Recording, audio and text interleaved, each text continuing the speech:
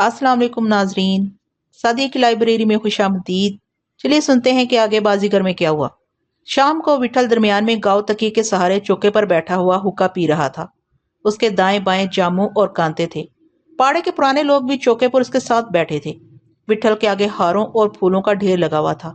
चौके के नीचे भी पाड़े के बहुत से आदमी बैठे हुए थे। इलाके से अच्छी खबरें नहीं आई थी।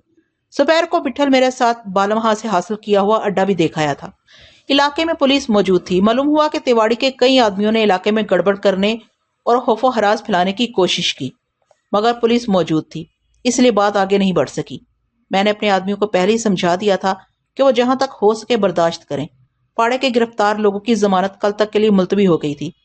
पिठल को देखकर ऐसा मालूम होता था जैसे बस पाड़े में और उसके आदमियों के दरमियान अरसे से रह रहा हो। रात हुई तो उसने मुझे हुक्म दिया कि मैं कांते को अपने साथ लेकर घर चला जाऊं।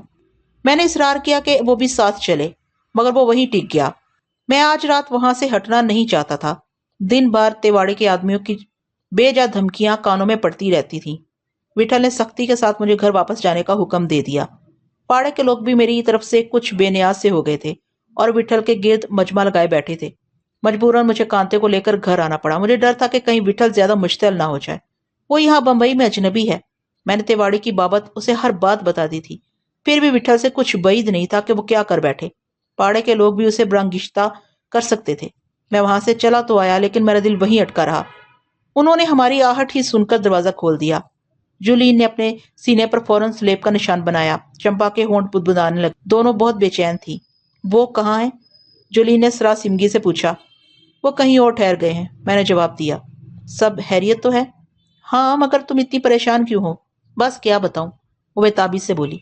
तुम्हारे लिए फिक्र की कोई बात नहीं है। कैसे नहीं है? वो तुर्शी से बोली। कांते मेरे साथ था, चंपा भी मौजूद थी। मैंने उसे ज्यादा जिद बहस नहीं की। जुलीन के चेहरे पर सफेदी छाई हुई थी। वो इतनी दुबली और कमजोर हो गई थी जैसे बरसों की बीमार हो। कांते के साथ अपने कमरे में चला आया। हमारा खाना भी वहीं आ गया। कांते मेरे बराबर के बिस्तर पर लेट गया और फैजाबाद से मेरे जाने के बाद का तमाम हाल सुनाने लगा। जरी कैसी है? मैंने चुपके से पूछा। बीबी तो ताज बीबी है लाडले। मैंने ऐसी अच्छी लड़की नहीं देखी। उस्ताद के साथ मैं उसकी हवेली में ठहरता था। क्या मजाल जो आंख उठाकर देख ले। हमेशा नजरें नीची रहती है और दुपट्टा सर पर। मुझे भाई कहती है, कांते भाई। जब वो मुझे भाई कहती है लाडले, तो मेरा जी चाहता है कि अपनी छाती में चाकू उतार लूं। उस पर सारी दुनिया की दौलत लुटा देने को जी चाहता है, पर मैं अपनी जान ही उस पर निछावर कर सकता हूँ। जब से तू निकला है, बीबी ने कभी तेरा नाम नहीं लिया, कभी उस्ताद से तेरा नहीं पूछा। वो उस्ताद के आने से इतनी खुश होती है कि बस बताया नहीं जा सकता। उस्ताद ने जब भी तेरा जिक्र उसके सामने किया, वो उठकर चली गई। नौकरानी बताती थी कि वो चुपके चुपके रोती रहती है। लाडले, क्या तुझे भी वो याद आती है? आती है। मैंने आस्था से इस बात में सर हिलाया। आती होगी, जरूर आती होगी। वो मचल कर बोला। वो याद आने की चीज है, पर लाडले, तूने उसे एक खत ही लिख दिया होता। कांते, ऐसी बातें मत कर, मैंने बेजारी से कहा। क्यों लाडले, क्या तेरी उससे लड़ाई हो गई थी? नहीं। तो फिर क्या बात है? पता नहीं, मैंने मायूसी से कहा। कुछ और बात कर। आप पाड़े वापस चलते हैं, अभी रात ज्यादा नहीं हुई है। उस्ताद ने हुक्म दिया है कि रात घर ही गुजारी जाए। मुझसे एक पल भी नहीं काटा जा रहा था। कांते बातें करते करते सो गया। उस पर तवील सफर की थकन सवार थी। मुझे नींद नहीं आई। कुछ देर तक मैं यूं ही बिस्तर पर करवटें बदलता रहा। फिर बाहर आ गया। ड्राइंग रूम में रोशनी हो रही थी। मैंने अंदर जाकर देखा तो जुलीन टेबल लैंप की मध्यम रोशनी में खामोश बैठी थी। लैंप की रोशनी में उसका आधा चेहरा नजर आ रहा था। कुर्सी पर गर्दन ढुलकी हुई थी।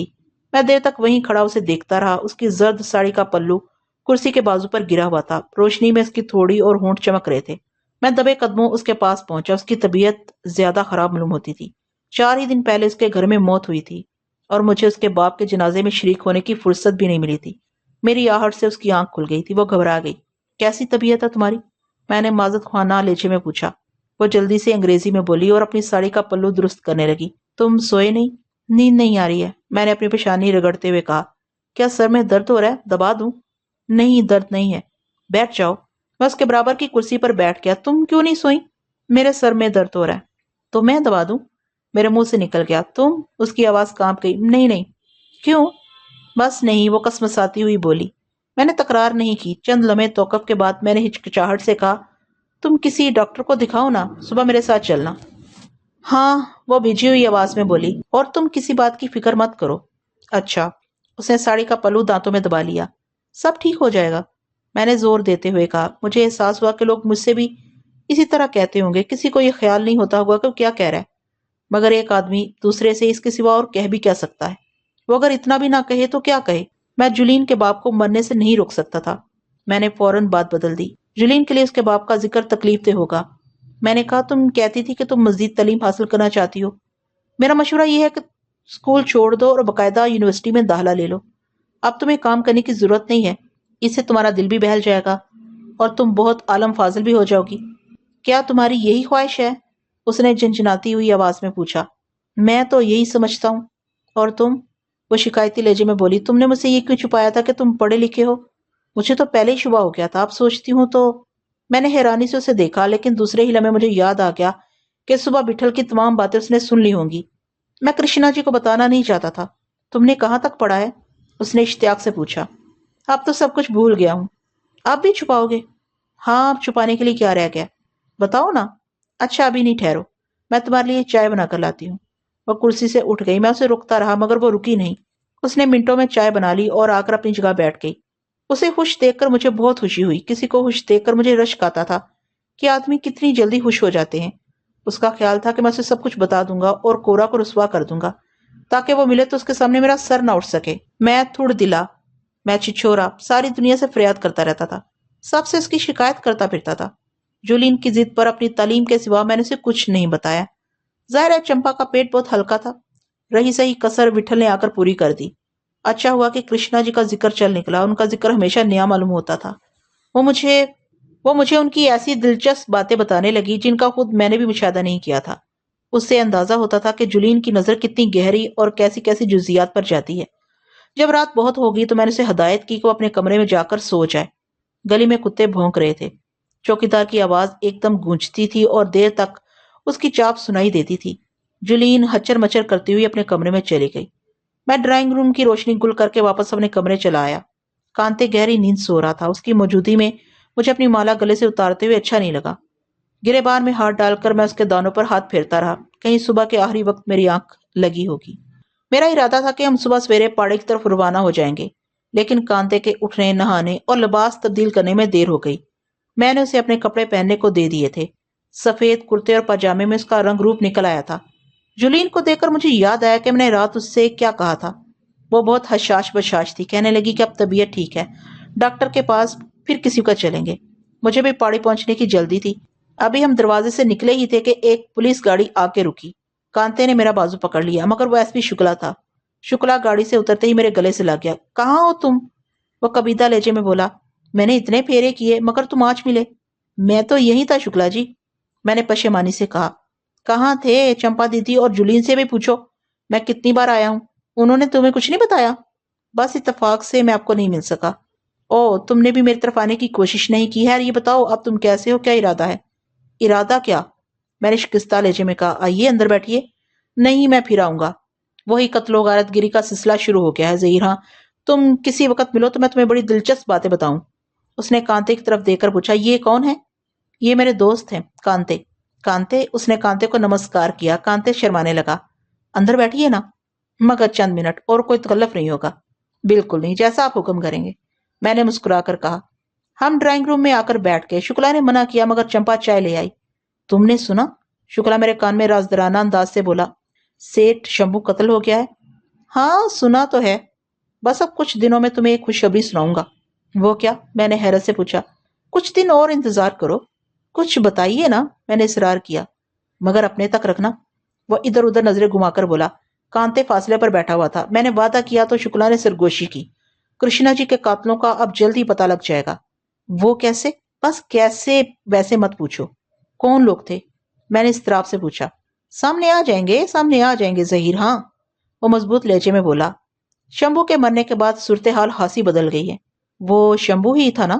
ابھی کچھ کہا نہیں جا سکتا، لیکن وہ فکر مندی سے بولا، مگر پولیس کے جو افسران کرشنا جی کی بہت عزت کرتے تھے وہ اب خاصے مطمئن نظر آتے ہیں۔ صرف مطمئن؟ میں نے زہر ہنس سے کہا۔ کسی حد تک شیور، وہ جوش میں بولا۔ تو وہ کون تھے؟ مجھے ذرا اشارہ کر دیجئے۔ یہ میں ابھی نہیں بتا سکتا، چند دن اور انتظار کرو، بڑے بڑے انکشافات کی توقع ہے۔ مرکزی حکومت کے دل میں بھی تمہاری طرح کرشنا جی کی موت کی پھانس چبھی ہوئی ہے، پھر دیکھیے کیا ہوتا ہے۔ میں نے بے نیازی سے کہا۔ میں نے سوچ لیا تھا کہ کرشنا جی کی موت اتنی آسانی سے ہضم کر لی گئی تو پولیس کی ملازمت چھوڑ دوں گا، لیکن اب شاید مجھے اپنا ارادہ بدلنا پڑے۔ میں اپنے طور پر کام کر رہا تھا ظہیر، ہاں میں نے مرکزی حکومت کو چوری چھپے بہت سے خط لکھے ہیں۔ تو کیا شمبھو کا قتل مرکزی حکومت نے کرا دیا؟ نہیں، بالکل نہیں۔ میں نہیں کہہ سکتا یہ کیسے ہوا۔ میں سمجھتا ہوں کہ شمبھو کے لوگ ہی اس سے ناراض ہو گئے ہوں گے، یا شمبھو کے مخالف گروپ نے ایسا کرایا ہوگا، لیکن اس سے وہ رکاوٹ ضرور دور ہو گئی جو اس کی زندگی میں ہر قدم آڑے آتی تھی۔ آپ تو تمام راز فاش کیے دے رہے ہیں۔ او، وہ گھبرا کر بولا، مگر یہ صرف ایک قیاس ہے۔ ٹھیک ہے شکلا جی، آپ اپنا کام کیے جائیے۔ میں نے اپنی زبان دانتوں میں دبا لی۔ میں آپ کا منتظر رہوں گا۔ اب میں آتا رہوں گا بشرطے کہ تم ملے۔ اور ہاں، ایک خاص بات، وہ جھک کر بولا، دو جگہ سے میرے ریمائنڈر کے جواب آئے ہیں۔ کیا؟ میں کھڑا ہو گیا۔ یہ جواب آیا ہے کہ تمہارے ابا جان جیسی شکل و صورت کے ایک آدمی کو دیکھا گیا ہے، لیکن اب وہ وہاں نہیں ہے۔ ایک خط سورت سے آیا ہے، ایک بھوپال سے۔ گویا وہ بھوپال اور سورت میں بھی رہے ہیں۔ وہ تعصب سے بولا، اور کیا لکھا تھا؟ میں نے ڈوبتی ہوئی آواز میں پوچھا۔ اور کوئی خاص بات نہیں ہے، یہ بھی اس لیے ہوا کہ میں نے ایک دن ان تمام پتوں پر پھر ریمائنڈر ڈالے جن پر کرشنا جی نے سرکلر بھیجے تھے۔ 2 جگہ سے جواب آ گیا۔ مجھے امید ہے کہ جلد ہی تم کوئی اچھی خبر سن لو گے۔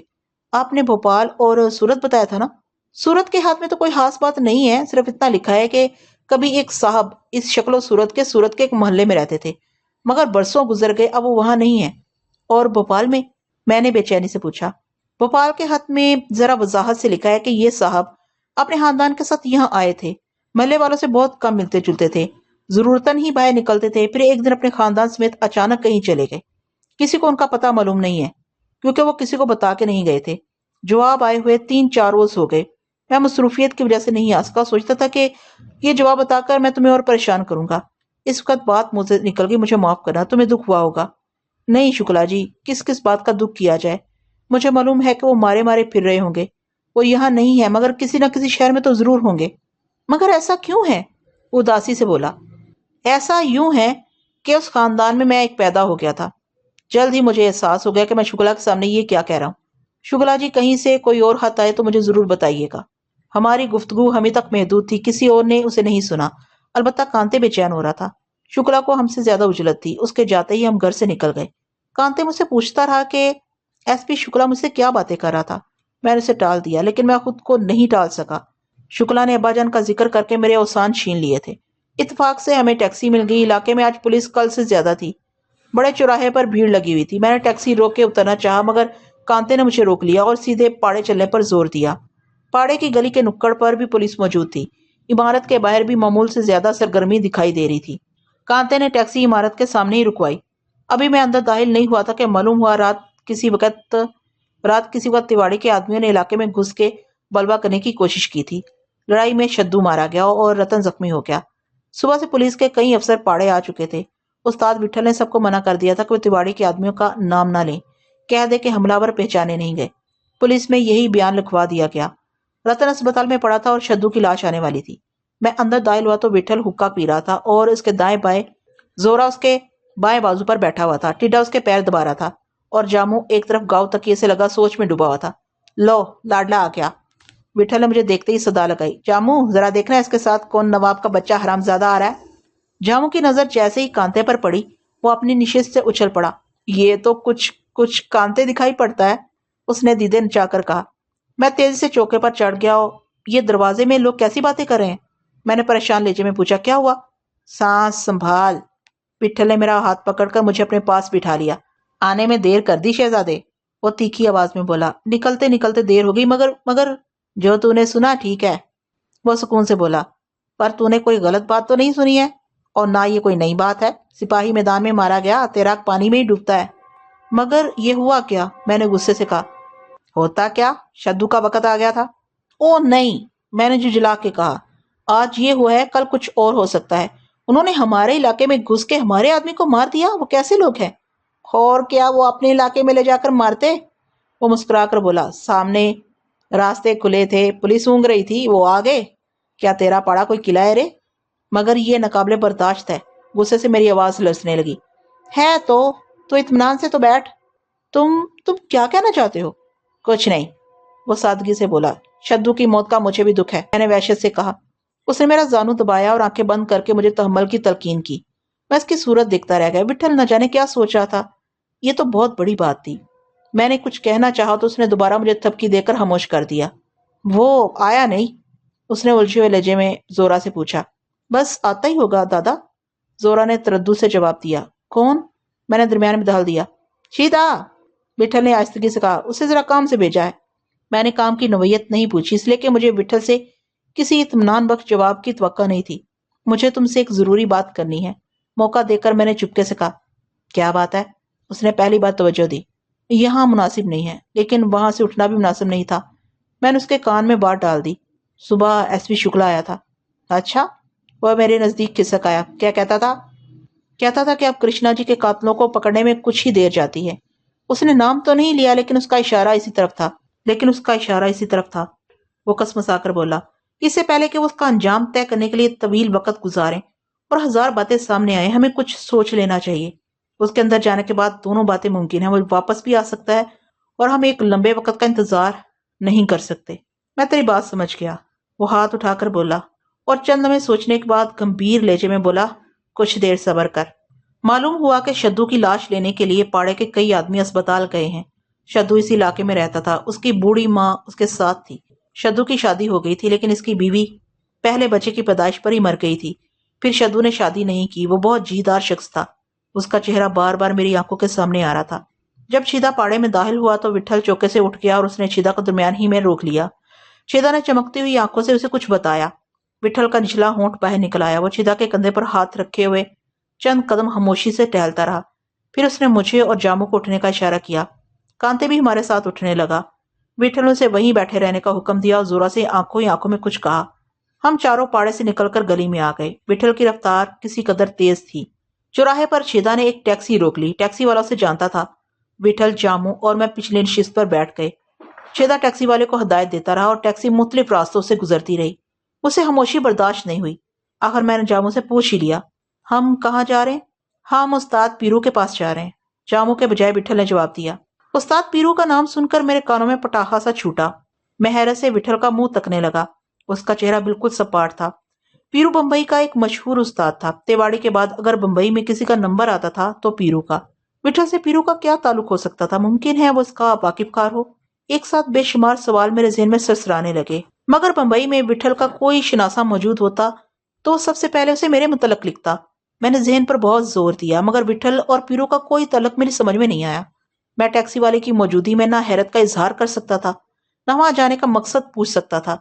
میں گھٹ کے رہ گیا، چھیدا کا انتظار کرتا رہا۔ اس کے آنے پر وٹھل کا چبوترے سے اٹھ جانا اور پھر اچانک پیرو کی طرف جانے کا ارادہ کر لینا، یہ سب بڑی انوکھی باتیں تھیں۔ لیکن میں وٹھل کی عادت سے واقف تھا، وہ اپنے فیصلوں پر رائے زنی پسند نہیں کرتا تھا۔ میں چپ بیٹھا رہا۔ ٹیکسی ماہم کے علاقے میں داخل ہو گئی اور گلیوں سے گزرتی ہوئی گیروے رنگ کی ایک 2 منزلہ مضبوط عمارت کے سامنے ٹھہر گئی۔ تیسری منزل آدھی بنی ہوئی تھی، گلی چوڑی تھی اور زیادہ گنجان نہیں تھی۔ یہ عمارت گلی کے آخری سرے پر واقع تھی، اس طرح اس کے دروازے 3 اطراف کھلتے تھے۔ اونچی دیوار عمارت کا احاطہ کرتی تھی۔ چھیدا سب سے پہلے اترا۔ اس نے دیوار کے سائے میں اسٹولوں پر بیٹھے لوگوں سے کچھ کہا۔ وہ پیرو ہی کے اڈے کے آدمی تھے۔ اندر سے جب تک آدمی واپس نہیں آیا ہم ٹیکسی ہی میں بیٹھے رہے۔ آدمی اکیلا واپس نہیں آیا تھا، اس کے ساتھ گھٹے ہوئے جسم کے 3 ادھیڑ عمر آدمی بھی تھے۔ وہ ٹیکسی کی جانب لپکے۔ ہم تینوں ٹیکسی سے اتر آئے۔ ان کی میت میں ہمیں اندر لے جایا گیا۔ ایک بڑے کمرے کے دروازے پر درمیانے قد، ٹھکے ہوئے اور متناسب اعضاء کا ایک شخص کھڑا تھا۔ اس کی عمر 40 سے 45 کے درمیان ہوگی۔ رنگ صاف تھا۔ پیرو دادا، کلکتے والا استاد وٹھل۔ شیدا کی آواز میں لکنت آ گئی۔ آؤ آؤ استاد، اندر آؤ۔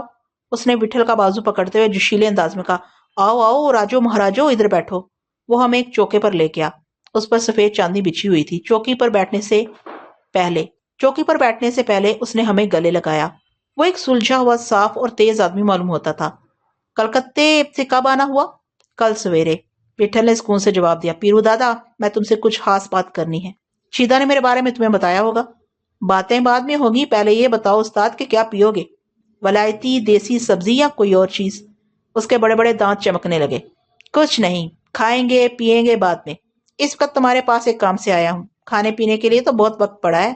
ہاں ہاں، تم ادھر بمبئی میں اپن کا مہمان ہے، وہ ہنس کر بولا۔ جو اپن کے بس میں ہوگا اپن اپنے مہمان کے لیے کریں گا۔ بات بڑی ہے پیرو دادا۔ وٹھل نے گمبھیر لہجے میں کہا، لیکن تمہارے سامنے کلکتے کا استاد وٹھل بیٹھا ہے اور یہ فیض آباد کا استاد جامو ہے، یہ تمہارا راجا ہے جس نے جھینگا سے پاڑا لیا ہے۔ یہ راجا ہے؟